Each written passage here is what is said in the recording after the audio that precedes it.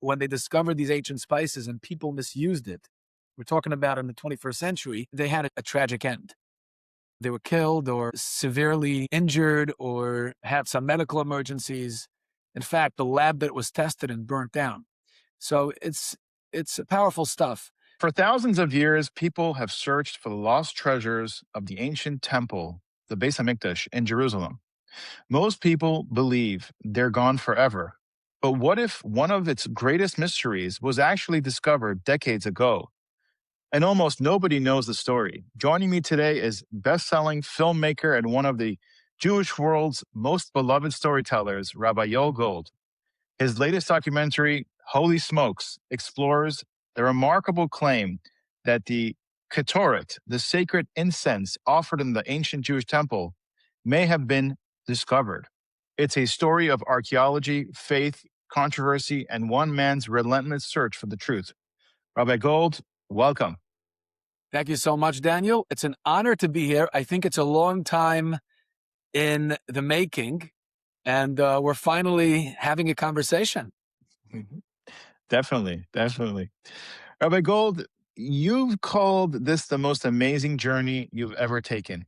That's a remarkable statement coming from someone who's told hundreds of incredible stories, created videos and documentaries. What happened that made you say that? Okay, so those of you who have ever watched Steven Spielberg's Indiana Jones, Raiders of the Lost Ark, you will know um, how exciting it could be to look for treasures, specifically the temple treasures. And there have been rumors for so many years and decades about people who've searched. Some have found. Some say the Ark is in Africa. Some say it's there. Some say it's here. Nobody has ever said definitively, or at least shown on film, real ancient stuff that was used in the temple thousands of years ago, like you just mentioned. For the first time, I am presenting on a film and showing how ancient spices used in the service of the temple, the Beis Hamikdash, was found. It's not a very well-known story, but the person who found it, ironically, his name is Vendyl Jones, a famous biblical archaeologist, uh, who many believe Indiana Jones is based off of. It's a real-life person. And so we talk a little bit about the personality. He was eclectic. He was exciting. He was always hopeful to find those vessels. And in 1992, he made what I believe is the most incredible discovery in the last 2,000 years. Mhm. Um, when someone tells you that they may have discovered the Ketoret, the sacred incense from the first temple, what was your honest first reaction? I was skeptical. My first reaction was no way, no way. People share stories with me all the time, email, text, WhatsApp, in person. Uh, some of them I believe, some of them I think to myself, okay, unless I hear it firsthand, not so much. Uh, Here, even though I heard it firsthand from the person who was at the dig, at the excavation, I said, either he's exaggerating or he's hallucinating. I did not believe it. No. Now, for viewers who may not be familiar, what exactly was this Ketoret, these ancient spices, and why was it so important in the service of the Beit Hamikdash of the temple? I think that's one of the most important questions you could ask, Daniel. It's a really good question. We discuss it in the documentary. So bringing the incense, offering the incense in the temple happened twice a day, in the morning and the afternoon. It's known that the priest or the high priest that brought it, anyone who had the privilege of bringing it, became wealthy. It had the power to make people wealthy, very wealthy. And it was the most coveted job in the temple. Priests would fight over it. Eventually, they had to make a lottery to give everybody a chance. Um, and so just before we even talk about the symbolism behind the Ketoret, behind that special service that was performed, just its powers and how significant it was in our history. We know that the Ketoret had the power to save lives. Many times in the Bible, we find that there was a plague, and the high priest, Aaron, at the time we were in the desert, he went out there with the Ketoret, and the plague stopped. People stopped dying. In fact, during the pandemic, during COVID, many people, thousands of people, there was a movement, recited the Parsha, the segment in the Torah that talks about the Ketoret as a way of protection, to protect themselves, to use those powers through words. And that's how powerful it is. And if you misused it, it was fatal. I mean, people died if they brought it at the wrong time in the wrong place, which is why we handled it with great care, as we'll talk in the conversation, hopefully. In fact, when they discovered these ancient spices and people misused it, we're talking about in the 21st century, um, they had a tragic end. They were killed or severely injured or had some medical emergencies. In fact, the lab that it was tested in burnt down. So it's powerful stuff. The symbolism of the Ketoret was one of the miracles was that it went straight up. It had a herb that was called the Mala Ashan. It's a secret herb. We don't know what it is today. There was a family who had a tradition. It was passed down from generation to generation, and they knew what it was, and they prepared those spices, the incense. And they kept it a secret. And they had a monopoly over it. They had to be paid a lot of money to prepare it and to grind it. We used some incredible AI in this film to reenact some of these scenes. But we're very careful not to put any faces of what we imagine the high priests may have looked like. We don't want to downgrade it to the physical world, so to speak, that we live in today. We want to keep it otherworldly, want to keep it divine, and really give it the respect it deserves without actually putting faces. And so that's something we were intentional about. What's interesting is that for thousands of years, these vessels of the temple and the things that were used in the temple remained a mystery. But yet, your last documentary was about the vessels that are in the Vatican from the Holy Temple. And now you're speaking about the spices that were found. Why do you think that these things are being discovered now? Why have they remained such a mystery for thousands of years? What are your thoughts on that? Great question again. It's interesting you're mentioning last year's film. It happens to be that because of the film we did last year, we got this phone call of a person he lives in, where do we travel to? Arkansas. His name is Jim Long, and he was close with Vendyl Jones. And so he watched the film.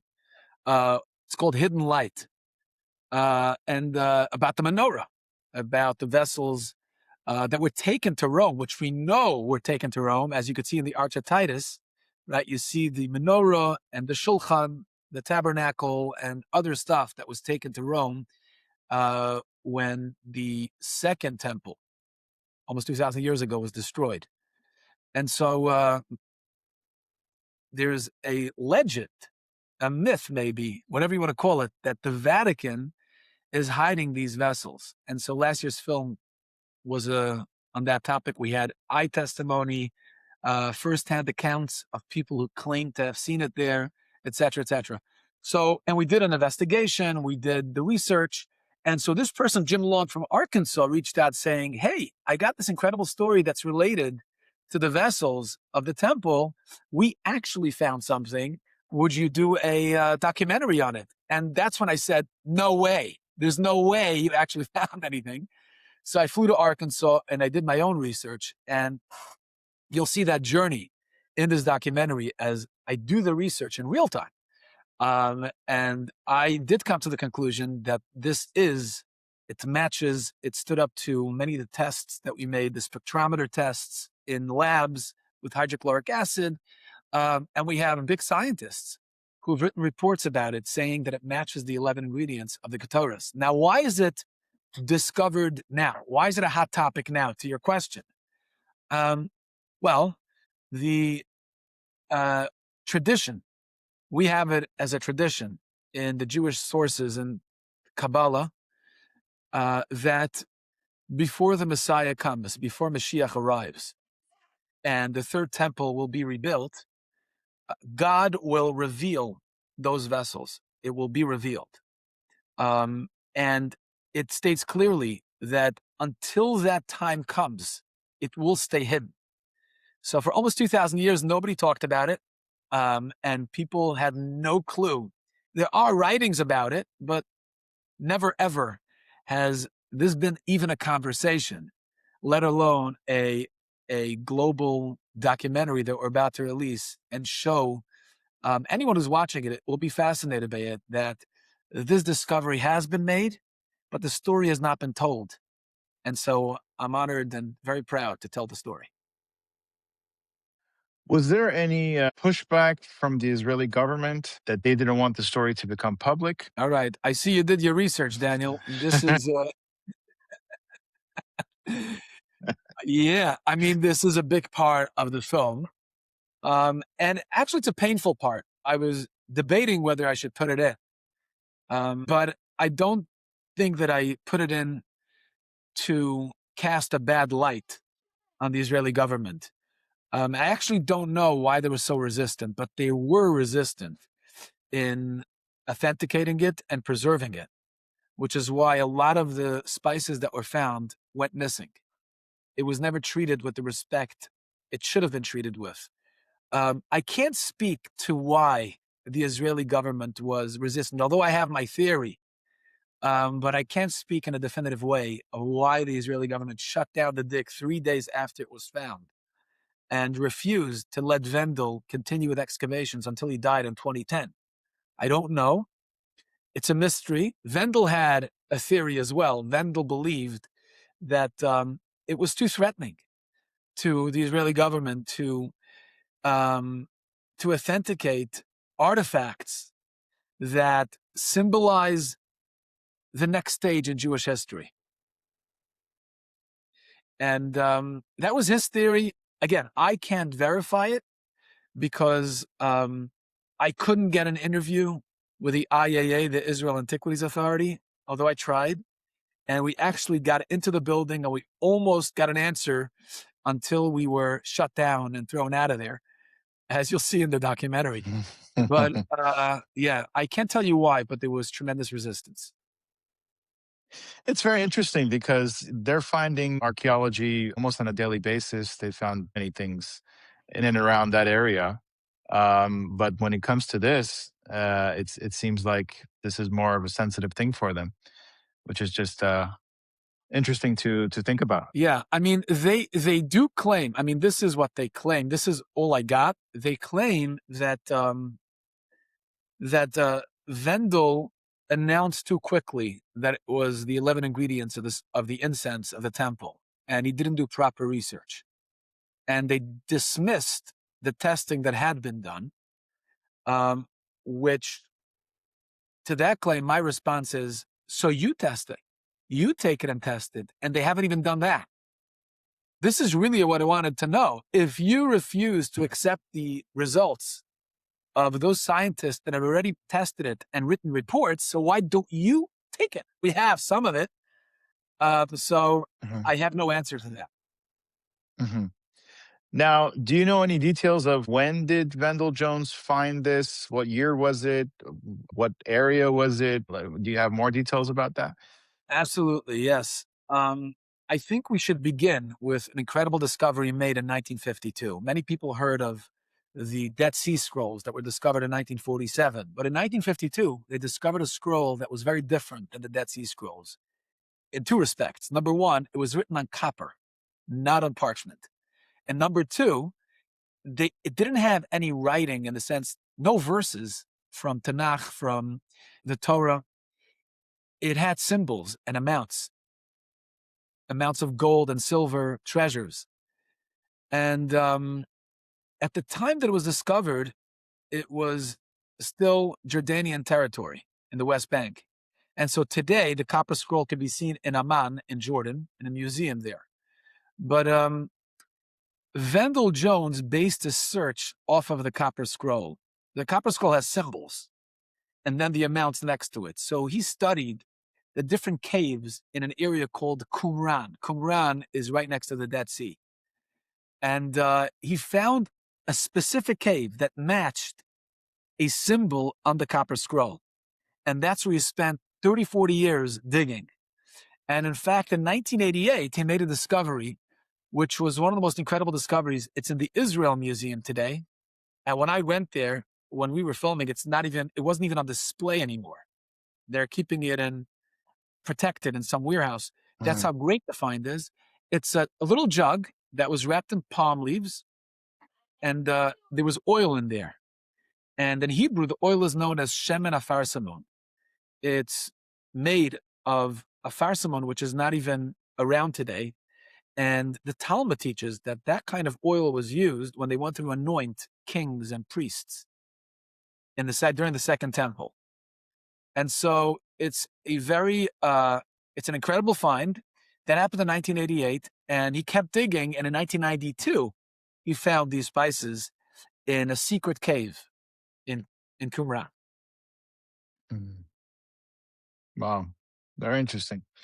Um, did you encounter any other resistance while making this documentary? What were some of the other roadblocks you came across, if you did? Yeah, well, many. We encountered. I'll give you a couple of examples. I mean, first of all, we tried to film the Copper Scroll in Jordan. So we arranged with a Palestinian crew in Jordan to meet us at the border and to take us to the museum so we could film the Copper Scroll in real time. Now, we had an arrangement. We went to the border. We even crossed the border into Jordan. And because I'm an American, I had no issue. But Israelis with an Israeli passport are not allowed to cross the border. They'll stop them and send them right back. I'm not Israeli, and I put on a hat, so hopefully they wouldn't recognize the Jew. And my son joked, and he said, "Look, Dad, even with a hat and sunglasses, you look like a Jew from a mile away. You can't fool them." Uh, so we crossed the border. We came to Jordan, and as soon as we crossed the border, we got a call from the Palestinian crew saying that the museum did a background check on us, and they realized we're Jewish, and they canceled our tour in the museum. And so we had no choice but to come right back. So that was one point of resistance. Even when we filmed in Qumran, so we went up with an entire crew to the cave where it was actually found, we didn't realize, or maybe we did it anyway. Mhm. They say, do it first and apologize later. We went to the cave, we filmed there almost the entire day. And by the end of the day, we had police. I guess people noticed Wow. us on the top of the mountain, and we had police come. They were almost going to arrest us for filming there without permission. But we had Jim Long with us, and Jim Long is 80 years old, a very respected archaeologist. And because of him, they let us off the hook. But that was another point of resistance, although we were already at the end of our shoot, so it didn't affect us that much. Um, and then we had the resistance from the IAA, the Israel Antiquities Authority, which actually was very aggravating. It was very upsetting. So, yeah, we had quite a few points of resistance. But I think that in the end, we got almost everything we needed to really produce something that I'm personally very proud of. And this is not the first time you've run into roadblocks doing your documentaries. I mean, last year you also ran into some roadblocks, right? Yeah, If and I remember correctly. yeah, exactly. It's a documentary, Hidden Light, that can be found on hashkifa.com, HASHKIFA.com. I know there are a lot of syllables there. It's called Hidden Light. We were trying to get a meeting with the head of the Vatican Library at the time to talk to him about the possibility of visiting the chambers below the Vatican and really talk to him about this conversation, whether the Vatican is storing temple vessels. And again, we had a meeting with them, and it was canceled last second when they saw the questions. The secretary said, "Could you Mm. send a list of questions that you like to discuss?" And as soon as we sent that list, they responded, "We have to cancel the meeting." And so we never got answers. But we did present a very comprehensive um, film on the history, the mystery, and really the destiny, the symbolism of the menorah, what it means to us as the Jewish people. Do you think that your film is trying to prove something, or simply to try to invite people to examine the evidence on their own and come to their own conclusions? I love the question because actually I'm very, very intentional with the way I produce these films. I'm very careful not to give an opinion. I'm just there to educate people and encourage them to do their own investigation, to pique their own curiosity, and they can come to their own conclusion. I leave it to them to decide based on the history and the testimonies that I've put together. And I myself have an opinion which I wouldn't say when I do these films. Obviously, I come to my own conclusions, but I'm careful not to put it out there because I don't want to skew the viewer's opinion with my own bias. Yeah. What did this journey teach you personally? I know it took you months to record this. Was there one moment during filming that you'll never forget? Maybe take us through that journey. Um, the moment that I'll never forget is at the end of the film, after really exerting so much effort, spending so much time trying to investigate the missing spices, the spices that went missing. First, authenticate it, whether it is the incense of the temple, doing the research. I mean, we worked so hard on the film. And the climax, the culmination of it all was me approaching the Western Wall in Israel a Mm. couple of hours before I came back to LA. And I was actually holding a sample of those spices, of the incense. And I was really overcome with emotion. I almost had tears in my eyes approaching the wall, knowing that these spices were brought every single day, twice a day, 2,000 years ago on on this mount. And I I had a certain deep longing and yearning to see the temple rebuilt so that I could hand over the spices to where and to whom it belongs to. Yeah, I was going to ask you, did it deepen your appreciation for the Beis Hamikdash, the Holy Temple in Jerusalem? Yeah, it certainly did. And if I were to sum up the goal of this film is to really deepen the yearning, the longing, um, and the faith, the belief of everyone out there that we had a temple, it was destroyed, and now as we approach the day of mourning, Tisha B'Av in the Jewish calendar, where we mourn the destruction of the temple, to show people, hey, there's hope, there's a new dawn, a new day on the horizon. And as Israel prepares itself, rebuilds from all the tragedy, I believe that this is another step in that rebuilding and brings tremendous hope to anyone who learns about it and watches it.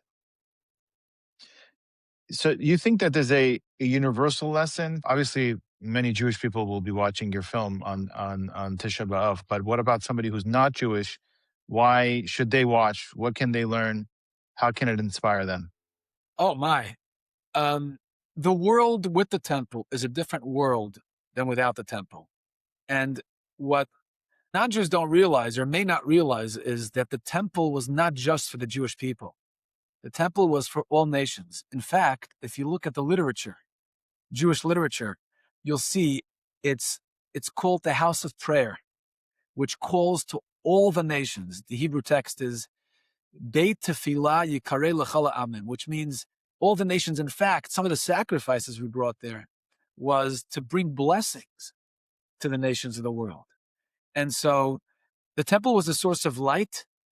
It was a divine light that brought clarity and morality to the world. And so I hope that every non-Jew who watches it, just like a Jew, yearns for that day, a day of clarity, a day where everyone recognizes that we are one, because we're all expressions of God who is one.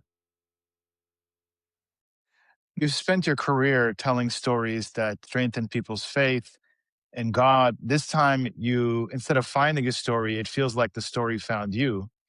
Um, what are your feelings about that? It kind of feels like God put this into your lap. The question is so on point because that's exactly how I feel.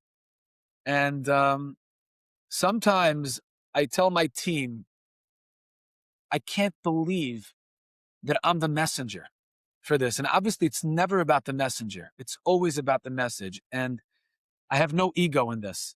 This is a message that has to be told. And for some reason, I don't know why, this is much bigger than me. For some reason, I'm the channel. And again, I pray that God keeps using me as the channel. But that's all I am. It's really about the story and the message. And I'm humbled, really humbled, that this message could come through me. Rabbi Gold, if there's any final message you have, anything we haven't spoken about, the floor is yours. Go to hashkifa.com. Go to hashkifa.com, HASHKIFA.com. My message is to people who feel hopeless, who feel like the world is getting darker and darker and more immoral, and anti Semitism is rising. My message is that right before the dawn is when the night is darkest. And so I hope this film helps people see the rays of the sun come up, a new day, a day where we feel that God's presence fills the entire world, and we could be once again close to the divine, and live with peace and harmony with each other, realizing that we're all one because we're expressions of God who is one. You've been doing these documentaries for many years, and all of those documentaries and videos can be found at the same website. For people that don't know about you, they can be inspired by videos from previous years. All of them have been huge hits as well. Thank you. And I just want to add that for all STI followers, Stand Tall Israel, there's a special promo code, 5% off. STI Stand Tall Israel. And if you're watching this and you have not subscribed to this channel, Stand Tall Israel, great content and great host, who, Daniel, we're longtime friends. So please make sure to Yes. subscribe. Thank you so much. And you can also find Hashkifa on YouTube. If you put in Rabbi Gold's name into YouTube search, you'll find all his videos there as well. Thank you. Okay. Appreciate Wishing you you. all the best. Thank you.